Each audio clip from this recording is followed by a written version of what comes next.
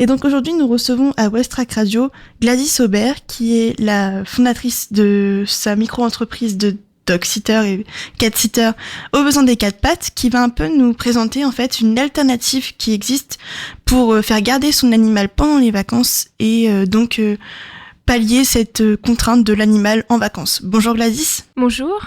Alors, vous êtes une pet-sitter et vous gardez les animaux au domicile des gens. Est-ce que vous pouvez nous expliquer les services que vous proposez en rapport avec les animaux ? Donc, je fais de la garde au domicile du propriétaire. Comme ça évite tout stress à l'animal pour le chat ou le chien. Par contre, malheureusement, tous les chiens ne peuvent pas rester tout seuls. Donc, c'est certains, ceux qui ne sont pas habitués, on ne peut pas les laisser tout seuls. Pour les chats, le mieux c'est qu'ils restent chez eux parce que c'est leur habitat, donc ils ont leurs petites habitudes, où est leur petite litière, où ils ont l'habitude de faire leur sieste aussi. Je fais aussi des promenades de 30 minutes ou 1 heure aux alentours du foyer et du transport pour emmener l'animal au veto ou toiletteur si les personnes ne peuvent pas le véhiculer.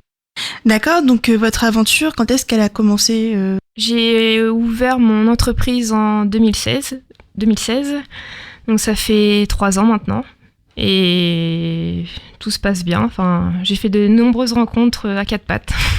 Et donc, il y a un bon feeling avec les animaux de votre côté ?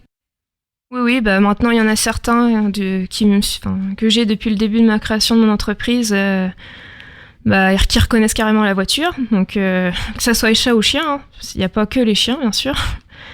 Et même quand ils me voient, parce qu'en fin de compte, avant de faire les prestations, je rencontre les propriétaires et les animaux lors d'une visite préalable. Et j'en ai même certains clients chats qui me regardent en me faisant voir leur gamelle. Donc, Ça a l'air assez amusant. Comment est-ce qu'on s'occupe justement d'animaux qui ne nous appartiennent pas et qu'on nous a confiés dans le cadre d'un gardiennage d'animaux ? Donc justement, là, comme je disais tout à l'heure, lors de la visite préalable, les gens vont me dire les petites habitudes, ce qu'ils mangent, leurs petites habitudes de tous les jours. Et au fur et à mesure, bien sûr, un chat qui se cache, c'est pas toujours évident. Il y en a certains, je les vois pas. Mais après, au fur et à mesure, avec patience, j'en ai eu un il y a quelques jours en garde. Justement, je le voyais pas et à la fin, je le voyais tout le temps. Enfin, malgré que son copain, il venait me voir, avec patience, ils arrivent de sortir de leur cachette. Donc, vous devez vous adapter, j'imagine, à tous les animaux, à toutes leurs particularités. Donc, vous avez dit avec de la patience. Est-ce qu'il y a aussi, est-ce que vous avez on va dire un don avec les animaux, un peu, parce que c'est ce qui ressort sur vos commentaires. Oui, je pense. Parce que j'ai été élevée avec des chiens et je suivais mon père justement aux entraînements de sport canin qu'il faisait. Bon, maintenant c'est plus compliqué pour aller le voir, mais j'ai toujours eu l'impression justement d'avoir un lien. Mais moi qui possède des animaux, de toute façon pour faire ce travail-là, il faut aimer les animaux, sinon je pourrais pas faire ça. J'imagine que ça doit être quand même une contrainte pour vous parce que du coup vous vous adaptez aux animaux. J'imagine que vos horaires ne sont pas faciles non plus. Que en plus vous devez voyager dans toute la ville à peu près. Comment ça se passe pour vous ? Moi je fais du Havre et je fais ses alentours, donc après l'emploi du temps est bien chargé, surtout en cette période. Et par exemple les chiens, il faut passer de bonne heure le matin parce qu'on peut pas les laisser se retenir jusqu'à midi, comme nous quand on a besoin d'aller aux toilettes. Et après ma journée c'est de 7h à 20h. C'est des grosses journées. Et donc, en été, comme on l'a dit en intro et tout de suite, il y a beaucoup plus de monde. Oui, en période de vacances scolaires et en période estivale, c'est la période où il y a plus de monde. Donc, quand il faut réserver, il faut s'y prendre en avance. Plus tôt vous avez vos dates, mieux c'est. Et donc, est-ce que vous pensez que vous allez continuer cette aventure que vous avez entamée ? Est-ce que c'est toujours aussi passionnant pour vous d'être avec les animaux ? Oui, moi c'est toujours passionnant parce que je rencontre, que ce soit les chiens, je rencontre des nouvelles races que je connais même pas, pourtant j'en connais beaucoup. Et les chats, il y en a, ils vous adoptent, il y en a d'autres un peu plus réticents, mais on voit qu'à la fin, ils sont toujours contents de nous voir. Et au final, vous faites des rencontres aussi avec les propriétaires ?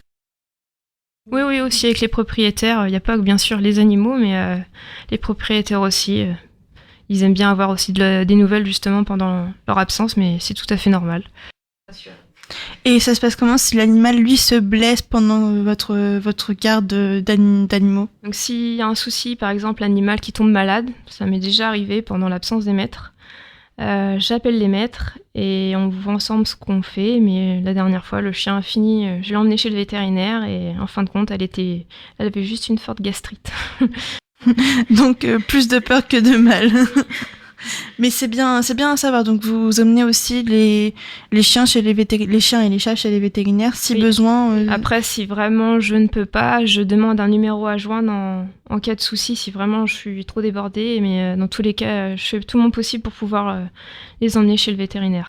Est-ce que vous pourriez préciser pour les auditeurs quand est-ce qu'on peut vous joindre, comment et du coup vos horaires habituels? D'accord. J'ouvre entre 7h et 20h. Après, si je vous réponds pas, c'est que sans doute je suis en visite. Moi, j'essaie toujours de rappeler, ou je rappelle les jours qui suivent. Donc, on peut me joindre soit par téléphone, soit par mail, soit sur ma page Facebook. Même si vous n'avez pas Facebook, vous pouvez quand même aller sur la page avec un moteur de recherche. Vous tapez au besoin des 4 pattes et vous me trouverez. Voilà, c'était Gladys pour Westrac. Merci Gladys. Donc n'hésitez pas à faire garder vos animaux parce que les refuges sont pleins, parce qu'un animal c'est comme un enfant, il faut en prendre soin. N'hésitez pas à passer chez Gladys, elle s'occupera de vos animaux et vous évitera une contrainte pendant les vacances. Merci Gladys. Merci.